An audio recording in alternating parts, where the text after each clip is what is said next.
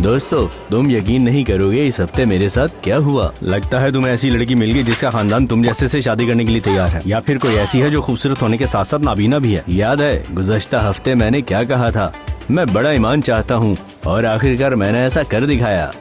तुमने क्या किया? मैंने फेसबुक में एक के अलावा अपने बाकी सारे अकाउंट खत्म कर दिए और अब मैं अपने फेसबुक के जरिए दूसरे लोगों को धोखा नहीं देता और मैं बिल्कुल सच बता रहा हूँ। अस्तगफिरुल्लाह। और इस हफ्ते तुमने बिलाल को भी दावत दी है कि हमारे साथ शामिल हो और ये भी ईमान का एक कदम है। महमूद ने मुझे बताया था कि तुम इकट्ठे होकर इंजील में से वाकयात पर गौर करते हो। कौन जानता है कि महमूद पढ़ सकता है। तुम्हारे बालों का नया अंदाज अच्छा है। परेशान न हो, महमूद अपने बालों के अंदाज इस तरह तब्दील करता है जैसे कोई शहजादी अपने जेवरात। शहजादी और जेवरात, हर शहजादी को महमूद जैसे शहजादे की जरूरत है। अब्दुल्ला, तुमने कहा था तुम इस हफ्ते वो वाकया पढ़ोगे कि कैसे ईसा मसीह ने बदी को जड़ से उखाड़ फेंका। दोस्तों, क्या तुम्हें पता है कि जब मैं इन वाकयात के बारे में सोचता हूँ तो मुझे ये महसूस होता है कि मैं एक नई दरियाफ्त कर रहा हूँ, लेकिन मुझे ये खौफ भी है कि अगर आज मैं मर जाऊँ तो मेरा क्या होगा। ये सिर्फ अल्लाह जानता है।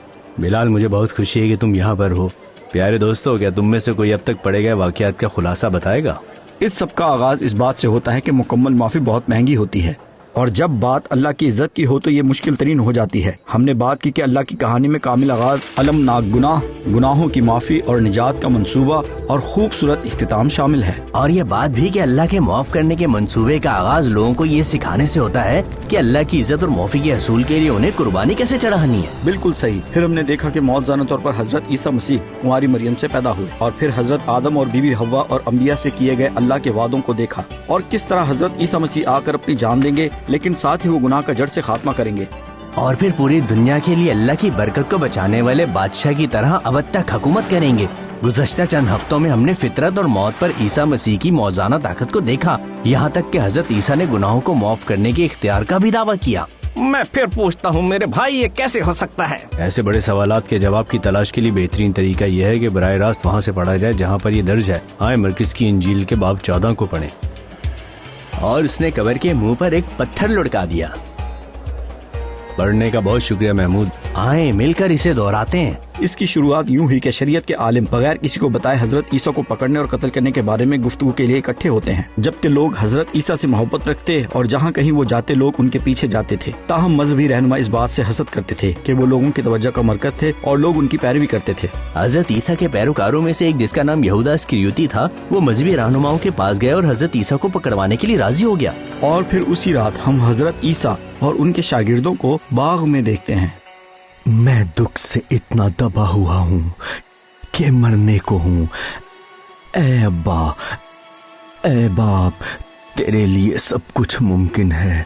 दुख का ये प्याला मुझसे हटा ले, लेकिन मेरी नहीं बल्कि तेरी मर्जी पूरी हो। उस वक्त यहूदा वहाँ से चला गया और मजहबी रहनुमाओं को बता दिया कि हजरत ईसा कहाँ हैं, और वो तलवारों और लाठियों समेत बहुत से सिपाही ले आए ताकि हजरत ईसा को पकड़े। मैं तो रोजाना बैतुल मुक़द्दस में तुम्हारे साथ था और तालीम देता रहा, मगर तुमने मुझे गिरफ्तार नहीं किया। लेकिन ये इसलिए हो रहा है ताकि कलाम मुक़द्दस की बातें पूरी हो जाएं, ताकि नविश्ते पूरे हों। वो ईसा मसीह के बारे में की गई तमाम पेशन गोइयों के बारे में ही कुछ कह रहे होंगे। वो हजरत ईसा को अहम तरीन मजहबी रहनुमाओं के सामने लाए और उनके खिलाफ झूठी गवाहियां पेश करने की कोशिश करते रहे। इसे जिंदा रहने का कोई हक नहीं, इसे जमीन से खत्म कर दिया जाए। ये दावा करता है कि अल्लाह इसका बाप है। लेकिन हजरत ईसा फक्त खामोश रहे। जो वो उनके साथ कर रहे थे उन्होंने वो सब कुछ रोकने की कोशिश भी नहीं की। जब तक क्या तू अल हमीद का फर्जंद मसीह है?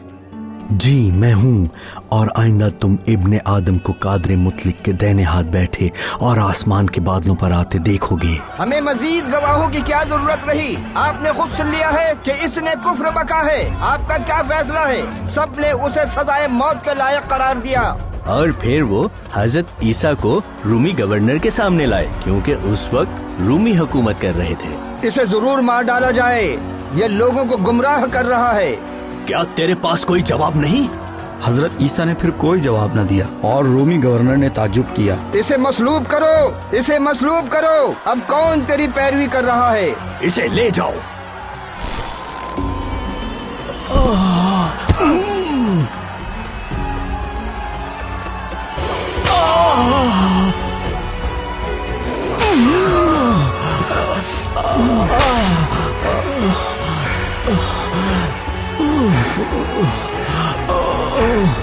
और फिर उन्होंने उसे मसलूब कर दिया।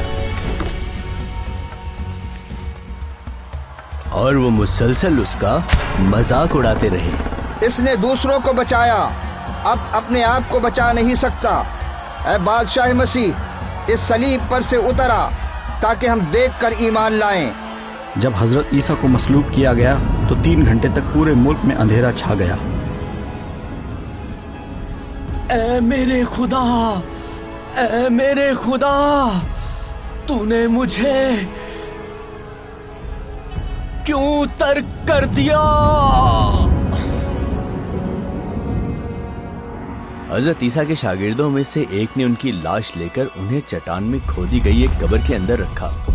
इसका क्या मतलब? ये काफी अफसोसनाक वाकया है। ये वाकया काफी तफसील के साथ बयान किया गया है, लेकिन क्या ये कुरान शरीफ की आयात से मुख्तलिफ नहीं? आए चंद सवालों से आगाज करते हैं। आप इस वाकये में हजरत ईसा को क्या करते हुए देखते हैं? सारे वक्त में हजरत ईसा जानते थे कि क्या हो रहा है, जैसा कि शायद सब कुछ पहले ही से लिखा हुआ हो। यहाँ तक के बाग में दुआ करते हुए वो अल्लाह से पूछते हैं कि अगर कोई और राह निकल आए, लेकिन यूँ मालूम होता है जैसे वो जानते थे कि ऐसा नहीं होगा। मजहबी रहनुमाओं के सामने और फिर रूमी गवर्नर के सामने उन्होंने अपने आप को बचाने की कोशिश नहीं की। उन्होंने कहा जो कुछ भी उनके साथ हो रहा है वो तमाम पेश गोइयों की तकमील है। और फिर वो सब कुछ भयानक सूरत इख्तियार कर गया। उन्हें मारा गया, उनका मजाक उड़ाया गया और सूली पर चढ़ाया गया। मुझे समझ नहीं आई ये सब कुछ क्यों हुआ। मुझे समझ नहीं आई कि अल्लाह अपने नबी के साथ ऐसा क्यों होने दे सकता है। मुकम्मल मुआफ़ी बहुत महंगी है और अंबिया इकराम अल्लाह की ताज़ीम में कुर्बानी चढ़ाते और मुआफ़ी हासिल करते थे। क्या इन बातों का आपस में कोई ताल्लुक है? मूसा मेरे दोस्त, तुम क्या सोचते हो? तुम्हारा इस बारे में क्या ख्याल है? और कुरान आयात इस बारे में क्या कहती हैं? गुज़श्ता हफ्ते वापस जाकर मैंने हजरत ईसा के मुतालिक तमाम कुरानी आयात को पढ़ा। उन आयात में इस वाक़े को भी मुख्तसर बयान किया गया और मफहूम भी वाज़ा नहीं है। उस वक्त अल्लाह ने फरमाया कि ईसा, मैं तुम्हारी दुनिया में रहने की मुद्दत पूरी करके तुमको अपनी तरफ उठा लूंगा। क्या इस आयत का मतलब ये नहीं कि अल्लाह ने हजरत ईसा को मरने दिया? कुरान में सिर्फ एक बात वाज़ह है कि यहूदियों ने नहीं बल्कि रोमियों ने हजरत ईसा को कत्ल किया, और यही हमने अभी पढ़ा। हमने ये बात तफसील से पढ़ी है और ऐसा लगता है कि अल्लाह चाहता है कि हम इंजील के जरिए मसलूबियत के मुकम्मल मायने को समझ पाएं। मुआफी और कुर्बानी में एक ताल्लुक है। मैं इन सब बातों को इकट्ठा करके जोड़ने की कोशिश करता हूँ। मूसा, हमारे गुनाह तुम्हारे रिश्तेदार की गाड़ी की तरह हैं। वो सब कुछ को मुकम्मल तौर पर तबाह कर देते हैं, जैसा कि बाग में हजरत आदम और बीबी हवा के साथ हुआ था। हजरत आदम और बीबी हवा अल्लाह के साथ अपने ताल्लुक को बहाल ना कर सके। खुद अल्लाह ताला ने हजरत आदम और हवा को जानवर की खाल से ढांपा और फिर उसके बाद से अल्लाह ने जानवरों की कुर्बानी का हुक्म जारी किया। इसके नतीजे में जानवर को मौत मिली और लोगों को मुआफी मिली। इंसान के किए गए गुनाह का नतीजा भुगतने के लिए जानवर कैसे काबिल कदर हो सकता है? नहीं, दर हकीकत शायद जानवर गुनाह के नतीजे भुगतने के लिए नहीं थे, बल्कि मुकम्मल कुर्बानी के जरिए से अल्लाह लोगों को मुकम्मल मुआफी के लिए तैयार कर रहा था। ये महमूद के लिए बहुत ही पुरमसरत लम्हात हैं, जारी रखो। तो जब हजरत ईसा सलीब पर चिल्लाया, है मेरे खुदा, तूने मुझे क्यों तर्क कर दिया? उन्हें हमारे गुनाह के तमाम नताइज बर्दाश्त करना पड़े, अगरचे ये बहुत महंगी लेकिन पेश की जाने वाली एक मुकम्मल कुर्बानी है, और अल्लाह की इज्जत और ताज़ीम मुकम्मल तौर पर बहाल हो गई। बजाय इसके कि हमारे गुनाह के बायस हमें खत्म किया जाता, अल्लाह ने ईसा मसीह की कुर्बानी के जरिए से दुनिया से गुनाह का खात्मा कर दिया, और इस तरह आदम और हवा से अल्लाह के किए गए वादे की तकमील हुई। लेकिन दूसरे अंबिया से किए गए वादों के बारे में क्या है? क्या ईसा मसीह अब तक बतौर बादशाह हुकूमत करेंगे? अली, हजरत ईसा के शागिर्दों के जहन में भी यही सवाल थे। दोस्तों, क्या तुम अक्सर इन मौजूआत पर बात करते हो? मेरे चंद दोस्त हैं, मैं चाहता हूँ कि वो भी इस बारे में सुने।